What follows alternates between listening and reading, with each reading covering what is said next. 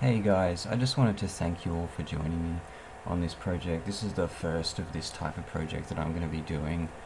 And this is my capstone project for university. So I'm going into the closing stages of my animation degree, and my project for this was to create essentially your own project at whatever you wanted to create, as long as it existed within the animation realm or the 3D realm.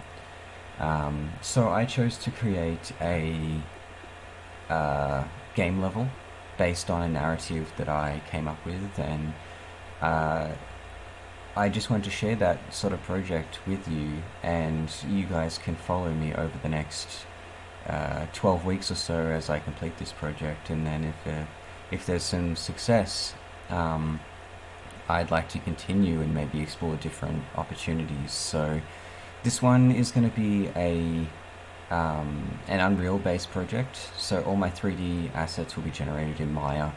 My texture work will be done in the Substance Suite primarily, and then the assets will find their way into the Unreal Engine, where I will create the environment and set the scene and do a lot of the post effects, which will I'll then take the scene into After Effects at the end and do any final post work that I need to do in After Effects.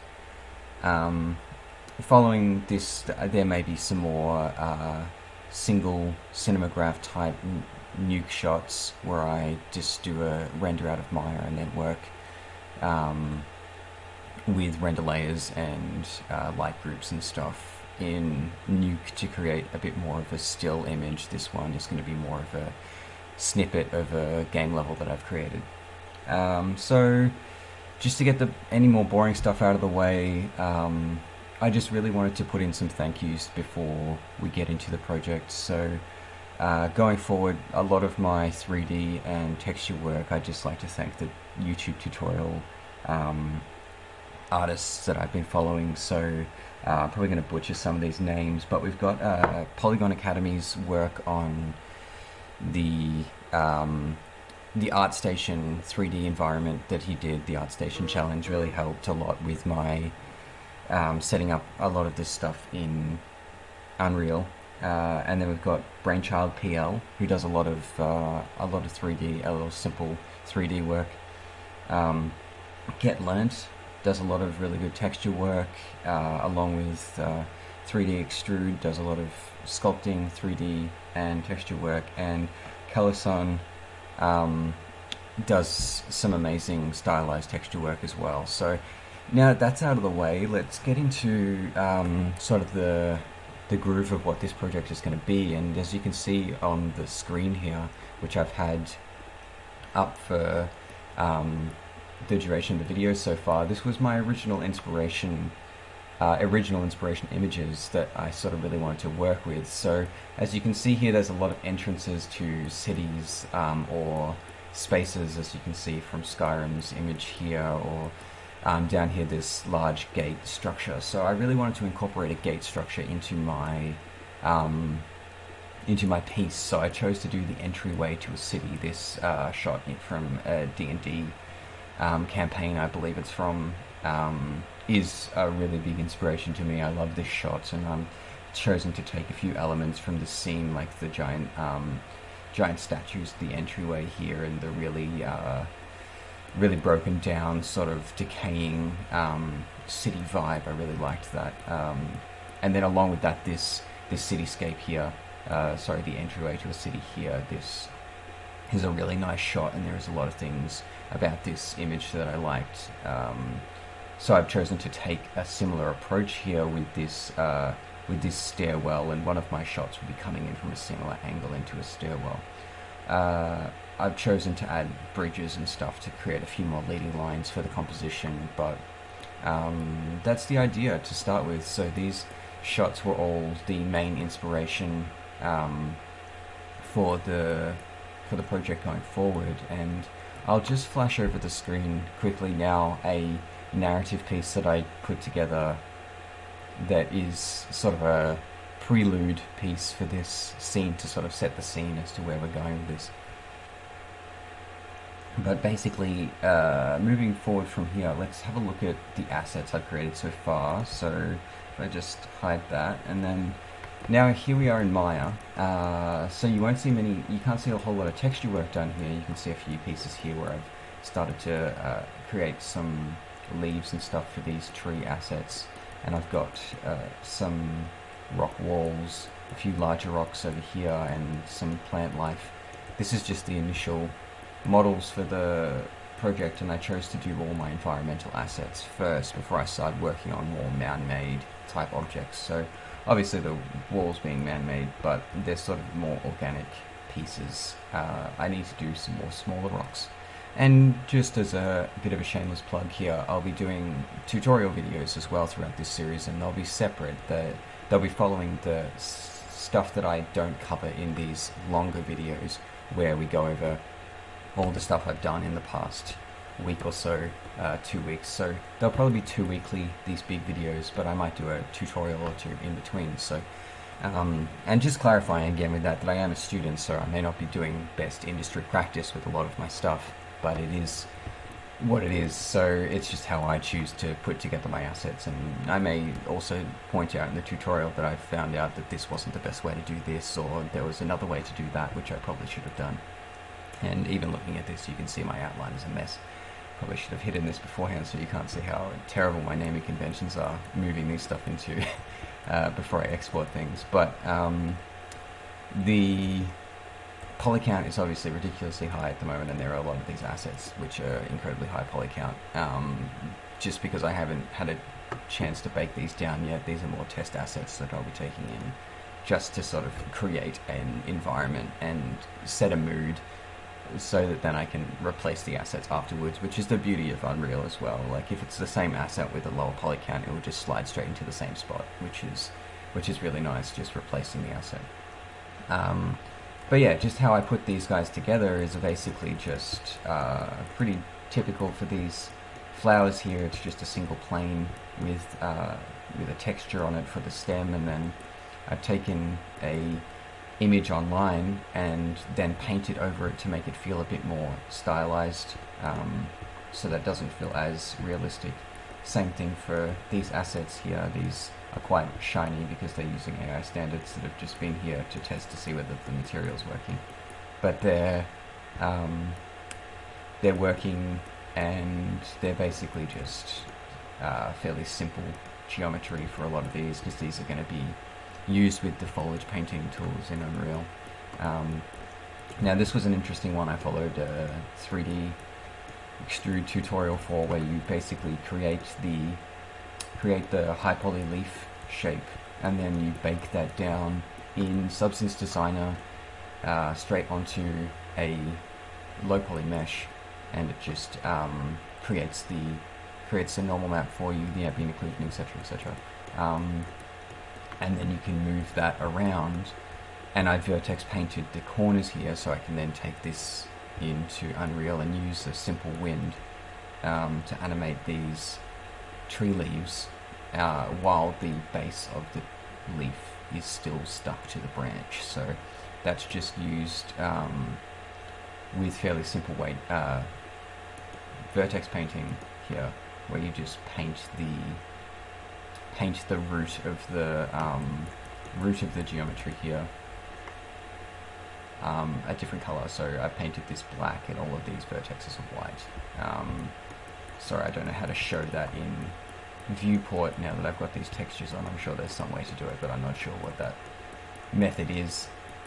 And then the same thing over here. These are really high poly. This was a test for me as well. So what I did with these was I modeled the bricks and then put them in place. As you can see here, I didn't unwrap anything because the new Substance Painter has a feature where it will unwrap your models for you, and I might show that in a tutorial.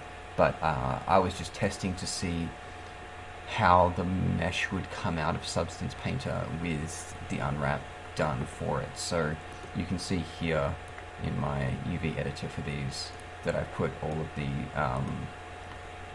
of these onto the one map, and this is how Substance auto unwrapped for me. So it's not an amazing unwrap by any means, but it is a less work for me. So, like I said, this was a test for me as well to see how this stuff would unwrap based on the Substance Painter auto unwrap methods.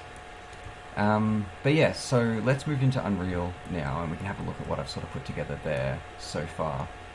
So this is a super basic level that I've started putting together in Unreal, where basically I've sort of set a texture as the ground plane. I've put together a bit of a river here, sort of sculpted the terrain, and then these really obnoxious shapes up the top here are will be the city entrance, the bridge coming across the city.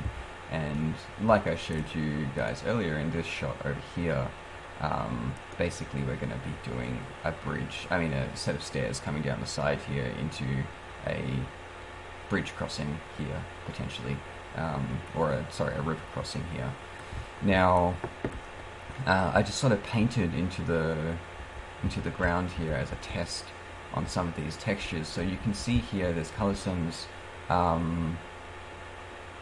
cobblestone texture. So he's created an amazing generator for stylized ground textures, and this doesn't have tessellation added to it yet, but these will have a slight tessellation to them where they actually look like they're sticking out of the ground, and these cobblestones will look quite nice. They come in a few varieties, so there's a moss-covered one, there's a dirt-covered one, and a grassy one, which I've sort of incorporated here, and this as well is another one of his grass-generating textures that I've decided to use.